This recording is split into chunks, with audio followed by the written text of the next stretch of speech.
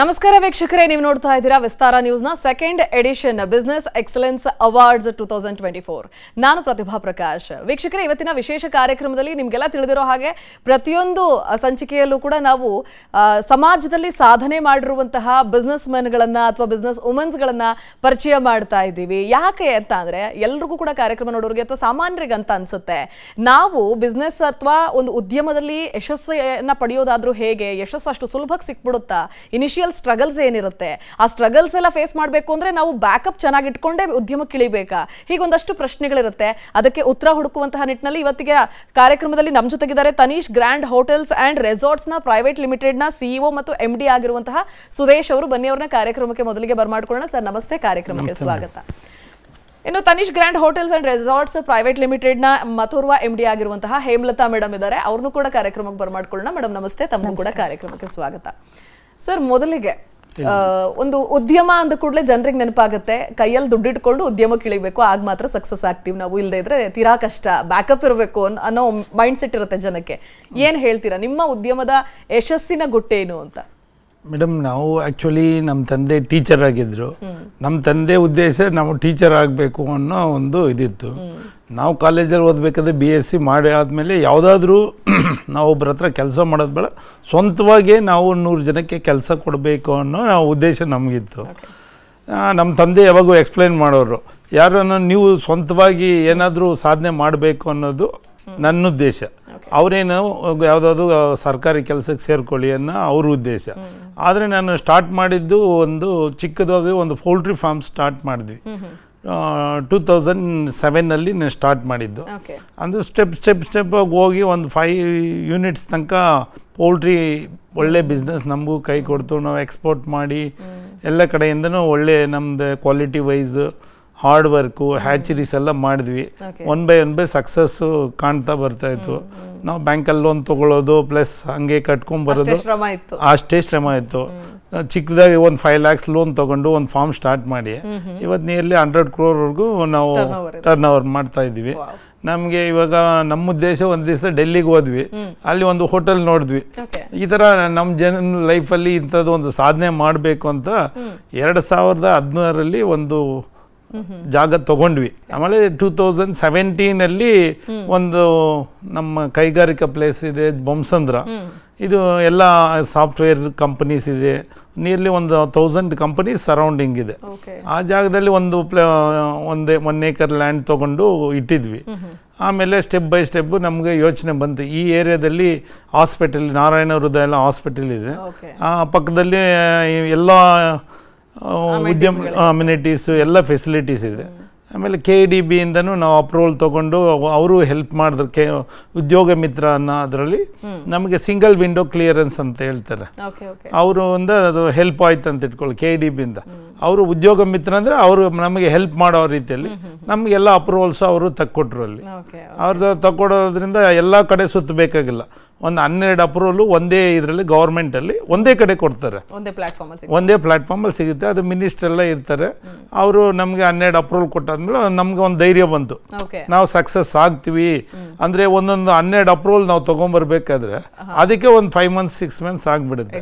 ನಾವೇನು ಮಾಡಿದ್ವಿ, ಒಂದು ಕಡೆ ಅಪ್ಲೈ ಮಾಡಿದ್ವಿ, ಅಲ್ಲಿ ಒಳ್ಳೆಯವರು ಇದ್ರು, ಹೆಲ್ಪ್ ಮಾಡಿದ್ರು, ಕಾನ್ಫಿಡೆನ್ಸ್ ಬಂತು, ನಮ್ಗೊಂದು ಬಲ ಬಂತು, ಈ ಥರ ಸಕ್ಸಸ್ ಮಾಡ್ಬೋದು, ನಾವು ಇಲ್ಲೊಂದು ಟ್ರೈ ಮಾಡಿ. ಅಲ್ಲಿಂದ ಮುಂದುವರೆದು ಮೇಡಮ್ ಬಳಿ ನಾನು ಮಾಹಿತಿ ಪಡೆದುಕೊಳ್ತೀನಿ. ಹೇಮಲತಾ ಮೇಡಮ್, ನನಗೊಂದು ಖುಷಿ ಆಗುತ್ತೆ, ಹೆಣ್ಮಕ್ಳು ಉದ್ಯಮದಲ್ಲಿರೋದು, ಅದರಲ್ಲೂ ಯಶಸ್ಸನ್ನು ಪಡೆಯೋದಿದೆಯಲ್ಲ, ಚಾಲೆಂಜಿಂಗ್ ಅಂತ ಅನ್ಸುತ್ತೆ. ಯಾಕಂದ್ರೆ ಮನೇನೂ ಬ್ಯಾಲೆನ್ಸ್ ಮಾಡಬೇಕು, ಜೊತೆಗೆ ಉದ್ಯಮವನ್ನು ಬ್ಯಾಲೆನ್ಸ್ ಮಾಡಬೇಕು, ಕರಿಯರ್ನು ಬಿಲ್ಡ್ ಮಾಡಬೇಕು. ಎಷ್ಟು ಚಾಲೆಂಜಿಂಗ್ ಅಂತ ಹೇಳ್ತೀರಿ? ಚಾಲೆಂಜಿಂಗ್ ಅಂದರೆ ಮೇಡಮ್, ಆ್ಯಕ್ಚುಲಿ ಎಲ್ಲರ ಗೃಹಿಣಿಯರಿಗೂ ನಾನು ಹೇಳೋದೇನೆಂದರೆ, ಮದುವೆ ಮಾಡ್ಕೊಂಡಿದ್ದ ತಕ್ಷಣ ಫ್ಯಾಮ್ಲಿನೇ ಸೀಮಿತ ಮಾಡಿಕೊಂಡು ಇರೋರು ಇದ್ದಾರೆ, ಕೆಲವರು ಉದ್ಯೋಗಕ್ಕೆ ಹೋಗೋರು ಇದ್ದಾರೆ. ಆದರೆ ಇವಾಗ ನೀವು ಕೇಳ್ದಂಗೆ every successful man there is a women ಅಂದಂಗೆ, ನನ್ನ ವಿಷಯಕ್ಕೆ ಬಂದಾಗ ನನ್ನ ಕೆರಿಯರ್ ಮುಂದೆ ಬರೋದಕ್ಕೆ ನಮ್ಮ ಮನೆಯವರೇ ಕಾರಣ. ಯಾಕಂದರೆ ನಾವು ಮಿಡ್ಲ್ ಕ್ಲಾಸ್ ಫ್ಯಾಮಿಲಿಯಿಂದ ಬಂದವರು. ಹಾಗಾಗಿ ಜಸ್ಟ್ ಓದ್ಕೊಂಡು ನನಗೆ ಜಲ್ದಿನೇ ಮ್ಯಾರೇಜ್ ಎಲ್ಲ ಮಾಡಿಬಿಟ್ರು. ಸೊ ಅದಾದಮೇಲೆ ಊರಲ್ಲಿದ್ವಿ. ಸೊ ಏನು ಮಾಡಬೇಕು ಅಂತ ನನಗೂ ಅಷ್ಟು ಏನು ನಾಲೆಜ್ ಇರಲಿಲ್ಲ. ಅವಾಗ ಈ ಡಿಜಿಟಲ್ಸ್ ಎಲ್ಲ ಏನೂ ಇರಲಿಲ್ಲ ಆ ಕಾಲದಲ್ಲಿ ಅಷ್ಟು. ಸೊ ಎಲ್ಲ ಓದಿ ಬುಕ್ಗಳಲ್ಲಿ ಓದಿ ತಿಳ್ಕೊಬೇಕಾಗಿದ್ದು ಬಿಟ್ಟರೆ ಇವಾಗೆಲ್ಲ ಜನ್ರೇಷನ್ ತುಂಬ ಡೆವಲಪ್ ಆಗಿದೆ. ಅಂಥ ಪರಿಸ್ಥಿತಿಯಲ್ಲಿ ನಮ್ಮ ಮನೆಯವರು ತುಂಬ ನನಗೆ ಸಪೋರ್ಟ್ ಮಾಡ್ತಿದ್ರು. ಪ್ರತಿಯೊಂದು ವಿಷಯದಲ್ಲೂ ನನಗೆ ಆಸಕ್ತಿ ಕೊಡ್ತಿದ್ರು. ನಾನೇ ಮಾಡ್ಬೇಕಂತಿಲ್ಲ, ನೀನು ಸ್ವಲ್ಪ ಮುಂದೆ ಬಾ, ನೋಡು, ಇದೆಲ್ಲ ಮಾಡು. ಹ್ಯಾಚರಿ ಅಂದ್ರೆ ಏನು, ಪೌಲ್ಟ್ರಿ ಫಾರ್ಮ್ ಅಂದ್ರೆ ಏನು, ಇವಾಗಲೂ ಸ್ವಲ್ಪ ಮೀಟಿಂಗ್ಸ್ಗೆ ಹೋದಾಗ ಮೇಡಮ್ ನೀವೆಲ್ಲ ತಿಳ್ಕೊಂಡಿದ್ದೀರಾ ಅಂತ ಹೇಳ್ತಾರೆ. ಆದರೆ ಅದಕ್ಕೆ ಕಾರಣ ಬಂದು ಇವರಿಂದ ತುಂಬಾ ನಾಲೆಜ್ ನನಗೆ ಬಂದಿದೆ. ಹಾಗೇನೆ ಇವ್ರಿಗೆ ನಾವು ಮದುವೆ ಆಗಿ ಒಂದು ಸ್ವಲ್ಪ ವರ್ಷ ಆದ್ಮೇಲೆ ತುಂಬಾ ಆಸೆ ಇತ್ತು, ಒಂದು ಹೋಟೆಲ್ ಮಾಡಬೇಕು. ಇದು ಜನಕ್ಕೆ ಅಂದ್ರೆ ಯಾವಾಗ ನೋಡಿದ್ರು ತುಂಬಾ ಹೈ ಎಂಡ್ ಪೀಪಲ್ ಅವರೇ ಸ್ಟಾರ್ ಹೋಟೆಲ್ಸ್ಗೆ ಹೋಗ್ತಾರೆ, ಹೀಗೆ ಹೋಗ್ತಾರೆ, ಹಾಗೆ ಹೋಗ್ತಾರೆ. ಕಾಮನ್ ಮ್ಯಾನ್ಗೂ ನಮ್ಗೆ ಸೂಟಬಲ್ ಆಗೋ ತರ, ಪ್ರತಿಯೊಬ್ರು ಅಫೋರ್ಡ್ ಮಾಡೋ ತರ ಏನಾನ ಒಂದು ಮಾಡ್ಬೇಕು ಅನ್ನೋ ಅವ್ರಿಗೊಂದು ಉದ್ದೇಶ ಇತ್ತು. ಹಾಗಾಗಿ ನಮ್ಮ ತಂದೆ ತಾಯಿ, ಅವ್ರ ತಂದೆ ತಾಯಿ ಇಬ್ರು ತುಂಬಾ ನಮ್ಗೆ ಪ್ರೋತ್ಸಾಹ ಕೊಟ್ರು. ನಮ್ಮ ಮಕ್ಕಳನ್ನೆಲ್ಲ ನಾನು ಹೇಳ್ಬೇಕಂದ್ರೆ ಊರಲ್ಲಿ ಇದ್ಕೊಂಡು ಮಕ್ಕಳನ್ನ ಅಮ್ಮ ಅಪ್ಪ ಹತ್ರ ಬಿಟ್ಟಿದ್ದೆ. ಅವರೇ ಬೆಳೆಸಿ ದೊಡ್ಡವ್ರು ಮಾಡಿ ನನ್ನ ಮಕ್ಕಳನ್ನ ಮುಂದೆ ತಗೊಂಡ್ ಬಂದ್ರು. ಸೊ ಅವ್ರದ್ದು ನಮ್ಮ ಇದರಲ್ಲಿ ಕೊಡುಗೆ ಇದೆ ಹೇಳ್ಬೇಕಂದ್ರೆ. ಹಾಗಾಗಿ ಒಂದು ಹೋಟೆಲ್ ಮಾಡಬೇಕು ಅಂದಾಗ ಇವ್ರಿಗೊಂದು ಮೈಂಡ್ ಸೆಟ್ ಬಂತು. ಅವಾಗ ನಾನು ಹೇಳ್ದೆ, ಯೋಚನೆ ಮಾಡಿ ಹೇಗ್ ಮಾಡೋದು, ನಮ್ಗಿದು ಹೊಸ ಉದ್ಯಮ, ಅದ್ರ ಬಗ್ಗೆ ಏನು ನಾಲೆಜ್ ಇಲ್ಲ, ನನಗೆ ಅನುಭವ ಇಲ್ಲ ಹೇಗೆ ಅಂತ. ಇಲ್ಲ, ಎಲ್ಲರೂ ಹಾಗೆ ತಿಳ್ಕೊಂಡ್ರೆ ನಾವು ಮುಂದೆನೆ ಬರೋಕ್ಕಾಗಲ್ಲ. ಹಾಗಾಗಿ ಇವರು ಒಂದು 4-5 ಹೋಟೆಲ್ ಓಡಾಡಿ ಅಲ್ಲಿನ ಓನರ್ಸ್ನ ಕನ್ಸಲ್ಟ್ ಮಾಡಿ ಎಲ್ಲ ಸ್ವಲ್ಪ ಮಾಹಿತಿ ತಿಳ್ಕೊಂಡು ನಾವು ಹೆಜ್ಜೆ ಇಟ್ವಿ. ಹಾಗೆ ಬ್ಯಾಂಕು ನಮ್ಗೆ ಸಪೋರ್ಟ್ ಮಾಡಿದೆ, ಸರ್ಕಾರನೂ ಸಪೋರ್ಟ್ ಮಾಡಿದೆ ಸ್ವಲ್ಪ ನಮ್ಗೆ ಇದು ಅಪ್ರೂವಲ್ಸ್ ಇದಕ್ಕೆಲ್ಲಾನು. ಹಾಗಾಗಿ ಎಲ್ಲಾರು ಒಂದು ಕೊಡುಗೆಯಿಂದ ನಾವು ಇದೊಂದು ಹೋಟೆಲ್ ಸಕ್ಸಸ್ ಮಾಡಕ್ ಆಯ್ತು. ಸರ್, ಹೋಟೆಲ್ ಉದ್ಯಮಕ್ಕೆ ಏನೋ ಕಾಲಿಟ್ರಿ, ಒಂದಷ್ಟು ಕಡೆ ಅನುಭವ ತಗೊಂಡ್ರಿ, ಬಟ್ ಕಸ್ಟಮರ್ಸ್ ನ ಸ್ಯಾಟಿಸ್ಫ್ಯಾಕ್ಷನ್ ಅಥವಾ ಸ್ಯಾಟಿಸ್ಫೈ ಮಾಡೋದಿದೆಯಲ್ಲ, ಚಾಲೆಂಜಿಂಗ್ ಅಂತ ಅನ್ಸುತ್ತಾ ಅಂತ? ಯಾಕಂದ್ರೆ ಎಷ್ಟೇ ಕೊಟ್ರು ಕೂಡ ಇದ್ಯಾಕೆ ಹಿಂಗಿದೆ, ಅದ್ಯಾಕೆ ಹಂಗಿದೆ, ಸಣ್ಣ ಪುಟ್ಟದ್ರಲ್ಲೂ ಕೂಡ ಸಿಟ್ ಮಾಡ್ಕೊಳ್ಳೋರು. ರಿವ್ಯೂ ಕೊಡ್ತಾರಲ್ಲ, ಅದರಲ್ಲೇ ಡಿಫರೆನ್ಸ್ ಆಗಿ ಒಂದು ಹೇಳ್ಬೇಕಂದ್ರೆ ನಮ್ಮ ಟೀಮ್ ಇದೆ ನೋಡಿ ಮೇಡಮ್, ಹಾಲಿಡೇ ಟೀಮ್ ಇದೆ ಅಲ್ಲ, ಇವಾಗಿರೋ ನಮ್ಮ ಸ್ಟಾಫ್ ಬಂದು it's A very beautiful staff ನಮಗ್ ಸಿಕ್ಕಿರೋರು. ಅವ್ರಿಗೆ ಹೆಂಗಂದ್ರೆ 1 ವರ್ಷ ಅವ್ರನ್ನ ನಾವು ಒಂದು ನಿಯರ್ಲಿ HODs ನಾವು ಒಂದು 20 to 25 ಪೀಪಲ್ ಅಪಾಯಿಂಟ್ ಮಾಡಿದ್ವಿ ನಮ್ಮ ಹಾಲಿಡೇನಿಂದ. ಆಕ್ಚುಲಿ ನಮ್ಮ ಪ್ರಾಜೆಕ್ಟ್ ಬಂದು 2023 ಅಲ್ಲೇ ಬರ್ಬೇಕಿತ್ತು, 23 ಜಾನ್ಗೆ ಬರ್ಬೇಕಿತ್ತು.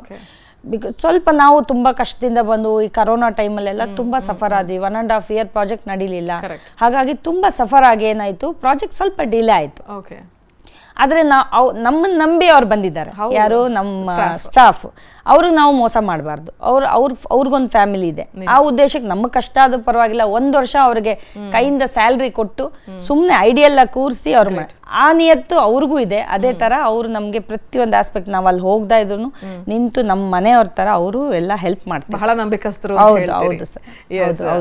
ಸರ್, ಮತ್ತೊಂದು ಕಡೆ ಹೋಟೆಲ್ ಉದ್ಯಮಕ್ಕೆ ಕಾಲಿಟಿ ಆಗಿದೆ, ಈಗ ಸಕ್ಸಸ್ ನೋಡ್ತಾ ಇದ್ದೀರಿ. ಜೊತೆಗೆ ಹೊಸಬ್ರಾದ್ರೂ ಕೂಡ ಜನರನ್ನ ಹಿಡಿದಿಟ್ಕೊಳ್ಳುವಂತಹ ಒಂದು ಕಲೆ ನಿಮ್ಮಲ್ಲಿದೆ ಅಂತ ನಾನು ಕಂಡೆ. ನೀವಿಬ್ರು ಮಾತಾಡೋದು ಕೇಳಿಸ್ಕೊಂಡ್ರೆ ಏನಂದ್ರೆ, ಆಕ್ಚುಲಿ ನಮ್ಮ ಹೋಟೆಲ್ ತುಂಬಾ ಚೆನ್ನಾಗಿ ಬಂದಿದೆ, ಆದ್ರೆ ಅದು ನಡೆಸೋದು ಇಂಪಾರ್ಟೆಂಟ್.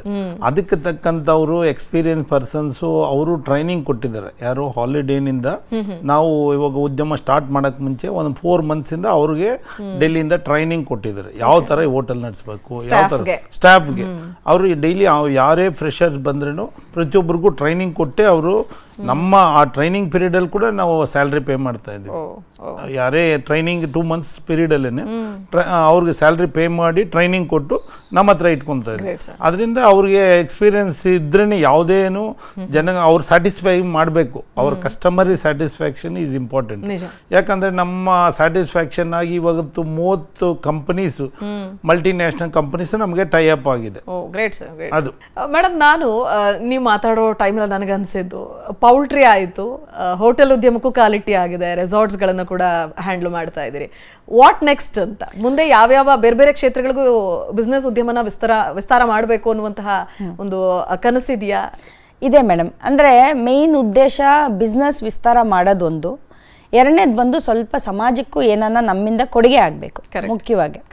ಇವಾಗ ನಮ್ಮ ಮಕ್ಕಳು ನಾನು ತಗೊಂಡಾಗೆ ದೊಡ್ಡವನು ಇಂಜಿನಿಯರಿಂಗ್ ಮಾಡಿದೀವಿ, ಚಿಕ್ಕವನು ಇನ್ನ ಇವಾಗ MBBS ಮಾಡ್ತಿದ್ದಾನೆ. ಸೊ ನಾವು ಒಂದು ವಿಧದಲ್ಲಿ ಬಿಸ್ನೆಸ್ ಡೆವಲಪ್ ಮಾಡ್ತಾ 100 ಜನಕ್ಕೆ ಕೆಲಸ ಕೊಟ್ಟು ಅವ್ರ ಫ್ಯಾಮಿಲಿ ನಡೆಸಿ ನಾವು ಏನೋ ನಮ್ಮ ಸಮಾಜಕ್ಕೆ ನಮ್ಮ ಕೈಯಲ್ಲಿ ಆಗಿದ್ದ ಕೊಡುಗೆ ಕೊಡ್ತಾ ಇದ್ದೀವಿ. ಅದೇ ತರ ಪಬ್ಲಿಕ್ಸ್ಗೆ ನಾವು ಸಾವುಕಾರರೇ ಹೋಟೆಲ್ಸ್ಗೆ ಹೋಗ್ಬೇಕು, ಬಡವರು ಹೋಗಕ್ಕಾಗಲ್ಲ ಅಂದಿರ ನಮ್ದೊಂದು ಎಕ್ಸ್ಪ್ರೆಸ್ ಹೋಟೆಲ್. ಅಂದ್ರೆ ಕಾನ್ಸೆಪ್ಟ್ ಬಂದು ಮಿನಿಮಲ್ ಪ್ರೈಸ್ ಇರುತ್ತೆ, ಎಲ್ಲ amenities what we get in ಇದರಲ್ಲಿ 5 ಸ್ಟಾರ್ ಹೋಟೆಲ್ ಏನ್ ಸಿಗುತ್ತೆ ಅಮ್ಯುನಿಟೀಸ್ ಅದಕ್ಕಿಂತ ಒಂದು 75% ಅಷ್ಟು ಅಮ್ಯುನಿಟೀಸ್ ನಮ್ಮಲ್ಲೂ ಕೊಟ್ಟು ಹೌದು ಅದೊಂದು ಕಾನ್ಸೆಪ್ಟ್. ಅದು ಒಂಥರ ನಾವು ಸಮಾಜಕ್ಕೆ ಒಂದು ಕೊಡುಗೆ ಕೊಟ್ಟಾಗ. ಎರಡನೇದಾಗೆ ನನಗೆ ನನ್ನ ಚಿಕ್ಕವನ್ನೂ ಸಮಾಜಕ್ಕೆ ಏನಾನ ಒಂದು ಮಾಡ್ಬೇಕು ಅನ್ನೋದ್ರಿಂದ ನಾನು ಡಾಕ್ಟರ್ ಮಾಡಿಸ್ತಾ ಇದ್ದೀನಿ. ಸೊ ಮುಂದೆ ನನ್ಗೊಂದು ಹಾಸ್ಪಿಟಲ್ ಕಟ್ಟಬೇಕು ಅಂತ ಇದೆ. ಅದರಿಂದ ಸ್ವಲ್ಪ ಬಡವರಿಗೆ ಸ್ವಲ್ಪ ಮಧ್ಯಮ ವರ್ಗದವ್ರಿಗೆ ಎಲ್ಲರಿಗೂ ಸ್ವಲ್ಪ ಯೂಸ್ ಆಗೋ ತರ ಮಾಡಬೇಕು ಅಂತ ಒಂದು ಉದ್ದೇಶ ಇದೆ. ಸರ್, ಉದ್ಯಮಕ್ಕೆ ಕಾಲಿಟ್ಟು ಕೂಡಲೇ ಆದಾಯ ಅಂದ್ರೆ ಫಾರ್ ಎಕ್ಸಾಂಪಲ್ ₹100 ಇವತ್ತೇ ಸಿಕ್ಬಿಡ್ಲಪ್ಪ, ಯಾಕೆ ₹10 ದುಡಿಬೇಕು ನಾವು ಅನ್ನೋ ಮೈಂಡ್ ಸೆಟ್ ಇಟ್ಕೊಂಡ್ರೆ ಎಷ್ಟು ಸಿಗುತ್ತೆ ಅಂತ ಹೇಳಿ? ಇಲ್ಲ ಸರ್, ಅದೇ ಇಲ್ಲ. ಯಾವತ್ತು ಸಕ್ಸಸ್ ನಮ್ಮನ್ನು ನಾವು ಪಂಕ್ಚುವಾಲಿಟಿ, ನಮ್ಮ ಹಾರ್ಡ್ ವರ್ಕ್, ನಾವು ಯಾವತ್ತೂ ಹಾರ್ಡ್ ವರ್ಕ್ ಬಿಲೀವ್ ಮಾಡಿದ್ರೆ ವಿತ್ ಪೇಷನ್ಸ್ ಅಂದ್ರೆ ನಾಳೆನೆ ದೊಡ್ಡವರು ಆಗ್ಬೇಕಂತಲ್ಲ. ನಾವು ಇದು ಇಷ್ಟು ಲೆವೆಲ್ ಬರ್ಬೇಕಾದ್ರೆ 25 ವರ್ಷ ಹಾರ್ಡ್ ವರ್ಕ್ ಮಾಡಿರೋದ್ರಿಂದ ಸ್ಟೆಪ್ ಆಗಿ ನಾಳೆ ನಮ್ಮನ್ನೇ ಹುಡ್ಕೊಂಡ್ ಬರುತ್ತೆ. ಯಾವ್ದಾದ್ರೆ ಸಕ್ಸಸ್ ಒಂದು ನಾವು ಹಾರ್ಡ್ ವರ್ಕ್ ಮೇಲೆ ಸಕ್ಸಸ್ ಸಿಗುತ್ತೆ, ನಾಟ್ ಆನ್ ಲಕ್. ಲಕ್ ಇಲ್ಲಿ ಇಂಪಾರ್ಟೆಂಟ್ ಅಲ್ಲ, ಮ್ಯಾಟರ್ ಅಲ್ಲ. ಇಲ್ಲ ಮೇಡಮ್, ಲಕ್ ಇಲ್ಲ, ಲಕ್ ಇಂಪಾರ್ಟೆಂಟ್ ಅಂತ ಹೇಳಲಿಕ್ಕೆ ಬರಲ್ಲ. ನಾವು ಯಾವತ್ತೂ ನೆಗೆಟಿವ್ ಥಿಂಕ್ ಮಾಡಿ ಹಾರ್ಡ್ ವರ್ಕ್ ಇಲ್ದಿದ್ದು ಯಾವ್ದ್ರಲ್ಲೂ ಮುಂದೆ ಬರ್ಲಿಕ್ಕೆ ಚಾನ್ಸ್ ಇಲ್ಲ. ನಮ್ ಹಾರ್ಡ್ ವರ್ಕ್ ಬೇಕೇ ಬೇಕು. ಪ್ರತಿಯೊಂದು ಇದ್ರಲ್ಲೂ ನಮ್ ಹಾರ್ಡ್ ವರ್ಕ್ ಇಲ್ದಿದ್ದಾಗಲ್ಲ. ಯಾಕಂದ್ರೆ ನಾನ್ ಬಂದ ದಾರಿಯಲ್ಲಿ ನಾನು ತುಂಬಾನೇ ಹಾರ್ಡ್ ವರ್ಕ್ ಮಾಡಿ ಮುಂದೆ ಬಂದಿರೋದು. ಪ್ರತಿಯೊಂದು ನಾವು ನಮ್ಮ ಮನೆಯವ್ರು ಹೇಳ್ಬೇಕಂದ್ರೆ ಪೌಲ್ಟ್ರಿ ಫಾರ್ಮ್ ನಡೆಸೋವಾಗ ಫುಲ್ ಲೋಡ್ ತಗೊಂಡು ಒಬ್ಬರೇ 500 ಕಿಲೋಮೀಟರ್ಸ್ ಜರ್ನಿ ಮಾಡ್ತಿದ್ರು. ಅಲ್ಲಿಂದ ಜರ್ನಿ ಮಾಡಿ ಟ್ರಾವೆಲ್ ಮಾಡಿ ಹೊಸೂರು ನಾಮಕ್ಕಲ್ಲಿಂದ ಹೇಳ್ಬೇಕಂದ್ರೆ ನಾಮಕ್ಕಲ್ಲಿಂದ ಒಬ್ಬರೇ, ಅವಾಗ ಡ್ರೈವರ್ ಇಟ್ಕೊಂಡಿಲ್ಲ, ಏನೂ ಇಲ್ಲ, ಒಬ್ಬರೇ ಅಷ್ಟು ಹಾರ್ಡ್ ವರ್ಕ್ ಮಾಡ್ತಿದ್ರು. ನನ್ನ ಮಕ್ಕಳಿಗೂ ನಾನು ಅದೇ ಹೇಳ್ತೀನಿ, ಇವಾಗ ಇಲ್ಲಿಂದ ಇಲ್ಲಿ ಓಡ್ಸಕ್ ನೀವ್ ಹಿಂಗ ಅಂತೀರಾ, ಅಪ್ಪ ಬಂದು 500 ಕಿಲೋಮೀಟರ್ ಓಡಿಸ್ತಾ ಇದ್ರು, ಹಾರ್ಡ್ ವರ್ಕ್ ಮಾಡ್ತಿದ್ರು. ಹೌದು. ಹಾಗಾಗಿ ತುಂಬಾ ಹಾರ್ಡ್ ವರ್ಕ್ ಮಾಡಿದ್ರೇನೆ ಸಕ್ಸಸ್ ಮೇಡಮ್. ಕಡೆಯದಾಗಿ ಏನ್ ಹೇಳ್ತೀರಿ? ಸಮಾಜಕ್ಕಂದ್ರೆ ನಾವು ಸಂಪಾದನೆ ಒಂದೇ ಎಲ್ಲ ಮುಖ್ಯ ಮೇಡಮ್. ನಮ್ಮಿಂದ ಸಮಾಜಕ್ಕೂ ಒಳ್ಳೇದಾಗಬೇಕು ಅಂತ ನಮ್ಮ ನೆಕ್ಸ್ಟ್ ಉದ್ದೇಶ ಒಂದು ಹಾಸ್ಪಿಟಲ್ ಕಟ್ಟಿ ಬಡವರಿಗೆ ನಾವು ಮಾಡಬೇಕಂತ. ಆದಷ್ಟು ಬೇಗ ನಿಮ್ಮ ಕನಸು ಸಾಕಾರಗೊಳ್ಳಿ ಸರ್. ಆದಷ್ಟು ಸಾಕಷ್ಟು ಜನರಿಗೆ ಅದರಿಂದ ಉಪಯೋಗ ಸಿಗ್ಲಿ ಅನ್ನೋದು ನಮ್ಮ ಆಶಯ ಕೂಡ.